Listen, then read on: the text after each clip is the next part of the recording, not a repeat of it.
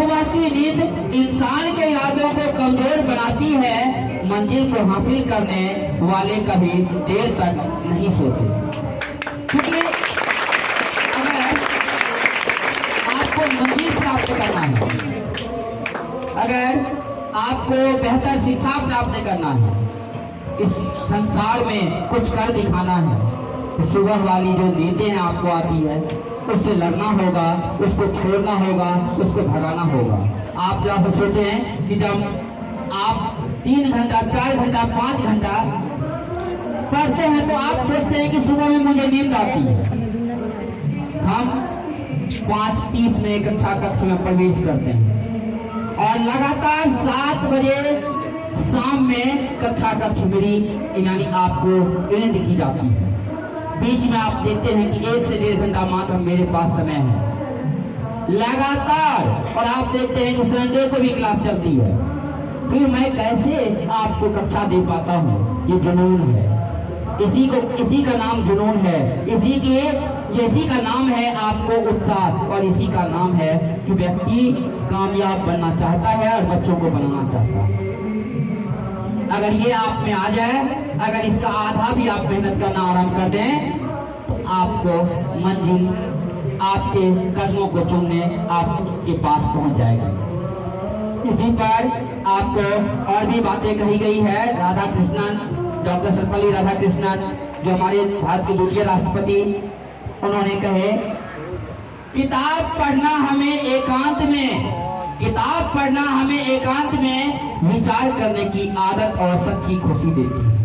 जब आप किताब पढ़ते हैं, जब आप किताब के पन्नों को पढ़ते हैं, आपको अकेलापन कर देता है, यानी एकांत की ओर झोंकता है। जब आप देखिएगा, अभी मैं सुबह में जब शिक्षक दिवस की तैयारी चल रही थी तो कुछ बच्चों को देखा कि भीड़ से अलग होकर के 2 लाइनें पढ़ रहा था। क्यों? क्योंकि वो एकांतता की ओर इसलिए आपको धकेल देता है, तभी आपके ये मस्तिष्क में वो बातें आता भी है और आप समझ भी पाते हैं। इसलिए राधा कृष्णन कहे कि बच्चे को अगर बच्चे जब पढ़ता है तो वो एकांतता की ओर तो जाता ही है, साथ ही साथ अंदर से खुशी और उत्साह उसमें पैदा होता है। इतने नहीं कहे, उन्होंने विद्यालय के लिए भी कुछ लाइनें कहे थे। किसी विद्यालय की महानता या गरिमा निर्धारण उसकी इमारतें या उपकरणों से नहीं होता है। आप देखते होंगे कि विभिन्न संस्थानों में बड़ी बड़ी मंजिलें को देखते होंगे, बड़ी बड़ी इमारतों को देखते होंगे, पूरा सुख सुविधा यानी एसी लगा हुआ देखते होंगे, विभिन्न प्रकार के फैन देखते होंगे लगा हुआ, एक बार ही बिजली कटने पर पंखा या एसी बंद नहीं होते हुए देखते होंगे। तो उन्होंने कहा कि ये सुविधाएं आपको शिक्षा नहीं दिला सकती है, ये शिक्षा सिर्फ यानी ये व्यवस्थाएं आपको सिर्फ बेहतर शिक्षा नहीं दिला सकती है, और ये उपकरण आपको मंजिल की ओर नहीं धकेल सकती है। आप देखते होंगे कि आज बड़ी बड़ी सुविधाएं आ चुकी है। मोबाइल फोन, ये मोबाइल फोन आपको शिक्षा के लिए नहीं है। अगर इसे आप कहें कि मैं शिक्षक यानी मैं इसे पढ़ करके मैं कुछ कामयाब बन जाऊं, अपवाद होगी वे, क्योंकि आप भी जानते हैं कि इसको 2 मिनट 4 मिनट 10 मिनट आधा घंटा चलाते चलाते मन होता है कि अब ये देखते हैं, कल वो देखते हैं, कल ये चलाते हैं, कल फेसबुक, ये वो ढेर सारा आपको फंक्शनें होती है उसमें जो आप, इसलिए ये उपकरण आपको शिक्षा के लिए नहीं जोड़ती है।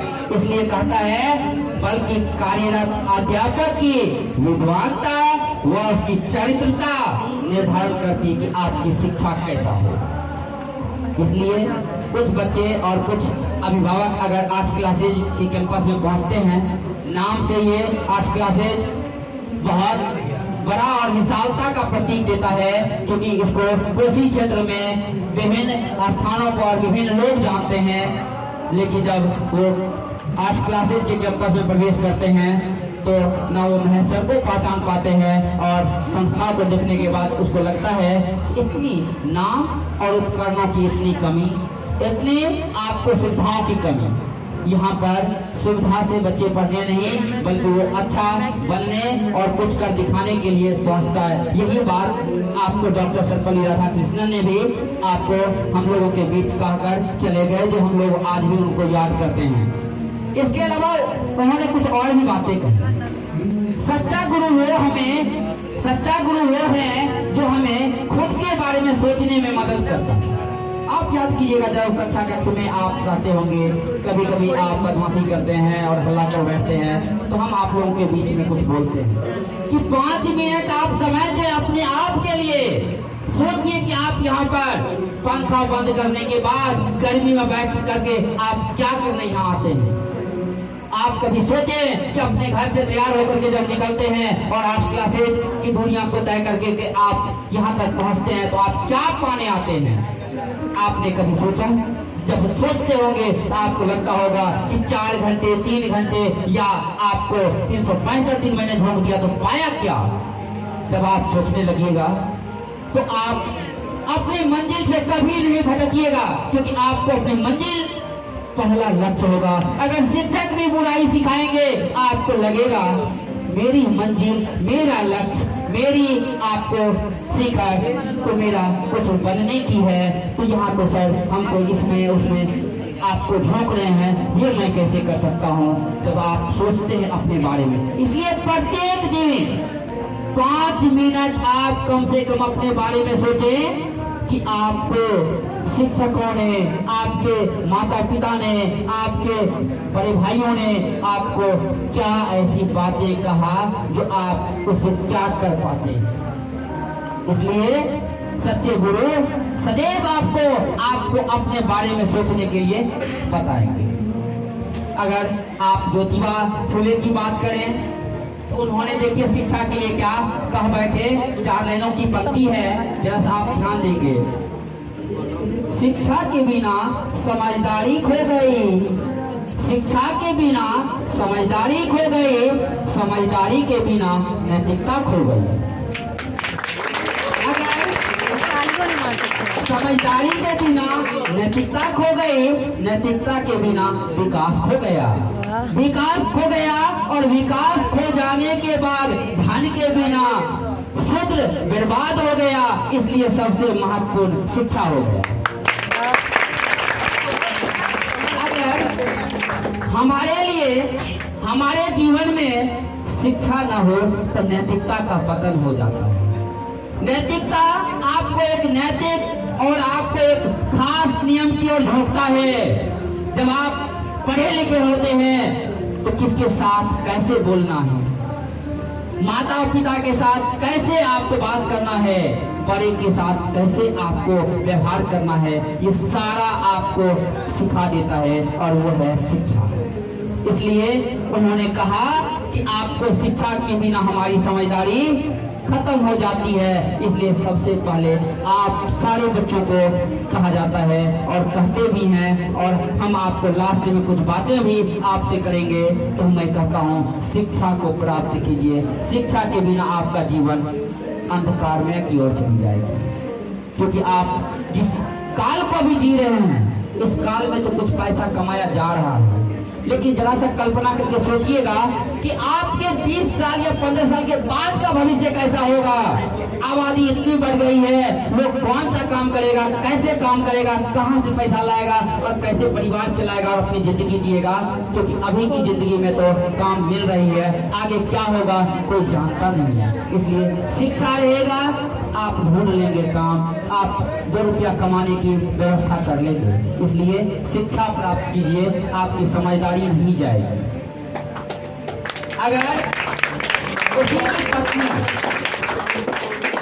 ज्योतिबा फुले के जो पत्नी सावित्री बाई फुले थी, उन्होंने शिक्षा के बारे में देखी कितनी अच्छी लाइनें कही है। हमारे जानी दुश्मन का नाम है अज्ञान, हमारे जानी दुश्मन का नाम है अज्ञान। हमारे जो आप पीछे जो बच्चे बैठे हैं, आप शांत होकर के बैठे थे, क्योंकि ऐसा नहीं है कि आज के बाद हम लोगों की रिश्ता समाप्त है। कल से वही व्यवस्थाएं आपके बीच रहेगी, तब हम ही रहेंगे आपके बीच, ही ख्याल रखिएगा। सावित्रीबाई फुले की कितनी अच्छी लाइनें हैं, शिक्षा के जरा सा आप ध्यान दे के सुनेंगे। हमारे जानी दुश्मन का नाम है अज्ञान, हमारे जानी दुश्मन का नाम है अज्ञान, मतलब अशिक्षा। उसे हर दबोचो, मजबूत पकड़ कर पीटो, उसे जीवन से भगा दो, तभी आप बेहतर मंजिल की ओर जा पाएंगे। इसलिए आप अपना जानी दुश्मन बनाइए, अपना जान का एक दुश्मन बनाइए, अपने प्राण का एक दुश्मन बनाइए अज्ञान को। ये सावित्रीबाई फुले कही है, क्योंकि सावित्रीबाई फुले ने जितना कष्ट झेली, अगर आज की लड़कियां झेल लेगी तो मैं कहता हूँ शिक्षा को लात मार करके चली जाएगी, घर खाना ही पकाएगी। क्योंकि सावित्रीबाई फुले जब 9 वर्ष की थी, शादी हुआ, पति उसको पढ़ाने के लिए प्रेरित किए, पढ़ाए, जब पढ़ करके वो हिंदुस्तान की प्रथम महिला शिक्षिका, और ज्योतिबा फुले के ही देन से आपने देखा आज बालिका के लिए अलग विद्यालय महाविद्यालय मिलता है, ये इसी का देन है। आप सुने भी हैं, जब वो पढ़ाने की बात यानी करने लगे, पति उसके बोले कि तुम खुद जाओ पढ़ाने के लिए, जब पढ़ाने जाया करती थी आपने सुना था कि लोग उसके शरीर पर कीचड़, मिट्टी, यहाँ तक कि गंदा भी फेंका करते थे, लेकिन उनके पति का कहना था एक दिन बोलेंगे, एक दिन फेंकेंगे, 2 दिन फेंकेंगे, 4 दिन फेंकेंगे, 5 दिन फेंकेंगे, 10 दिन फेंकेंगे, फेंकने वाले फेंकते रह जाएंगे, थक जाएंगे। लेकिन आप अगर मंजिल को प्राप्त करना चाहते हैं तो रुके नहीं, झुके नहीं और किसी के बहकावे में आए नहीं, आप प्रत्येक दिन प्रयत्न करते रहें, मंजिल मिल जाएगी आपको, और मंजिल मिली, सफलता मिली उसे। क्योंकि आज महिलाएं अर्थात लड़कियां पढ़ती हैं, और आज बिहार में अगर आप देखें तो शिक्षिका की कमी नहीं है किसी मध्य विद्यालय और प्राथमिक विद्यालय में। और आज अगर वो शिक्षिका है तो प्रथम शिक्षिका का बहुत बड़ा योगदान है, और उसके पति आपको ज्योतिबा फुले का भी बहुत बड़ा योगदान है। इसलिए आप सबसे पहले अपने जीवन में शिक्षा का महत्व दें। जैसे आपको इतनी बातों को मैंने जब किया, तो आप एक लाइन की बात और भी आपके जीवन के लिए, वो देखिए क्या है। जब हम लोग माँ के गर्भ में पलते हैं, जिस समय में ये जो गर्भावस्था जो हम लोग का 9 माह का था, हमारी माँ और आपकी माँ, आपके पापा और आपके रिश्तेदार और जितने भी लोग चाहने वाले हैं आपको, सबसे ज्यादा प्यार और स्नेह और लगाव माँ की है। क्योंकि अगर कोई 5 साल की है तो माँ 5 साल 9 महीना की। माँ जब हम लोगों ने जन्म लिया, माँ के गर्भ से जब बाहर आए शिशुअवस्था में, तो माँ हमें शिक्षा दी। शुरुआती दौर में जब आप शिशुअवस्था में जन्म लिए तभी तो शिक्षा नहीं ना दे पाएगी, लेकिन तभी भी माँ ने कुछ ऐसी ज्ञान दी जो आप याद कीजिएगा, स्पर्श का ज्ञान आपको शुरुआती में आता है। टच कौन किया आप अनुभव प्राप्त कर जाते हैं। माँ कमरे के अंदर प्रवेश करती है तो बच्चे को अनुभव होता है कि माँ पहुंच गई है।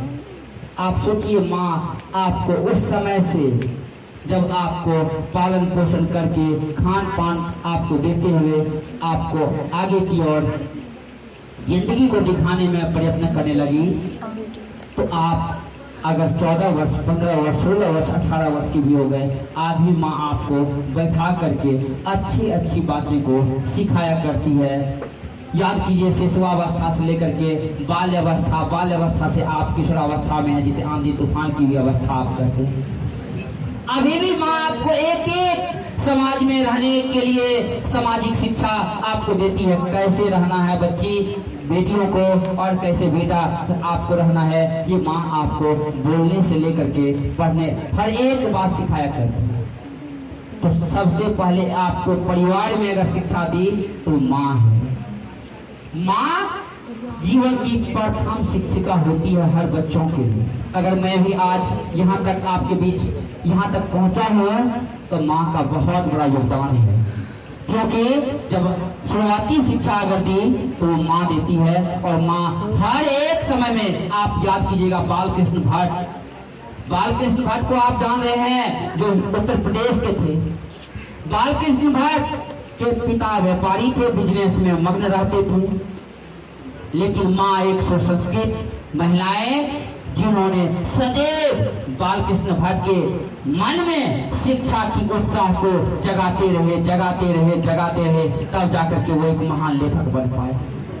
तो आप माँ हम लोगों के बीच सदैव उत्साह देती है। जब अभी भी मैं कभी हार मान लेता हूँ, लगता है कि अब अक्कत हो चुका हूँ इन कामों से या किसी कामों से, माँ के बीच बैठता हूँ और बोलता हूँ ना, तो माँ मिनटों नहीं सेकेंडों में समस्याओं को हल कर देती है। लाखों की बातें होगी, हजारों की बातें होगी, माँ कहती हम हैं, हम तुमको दे देंगे, लगता है सारा काम हो जाएगा। तो ये ज्ञान हमें माँ देती।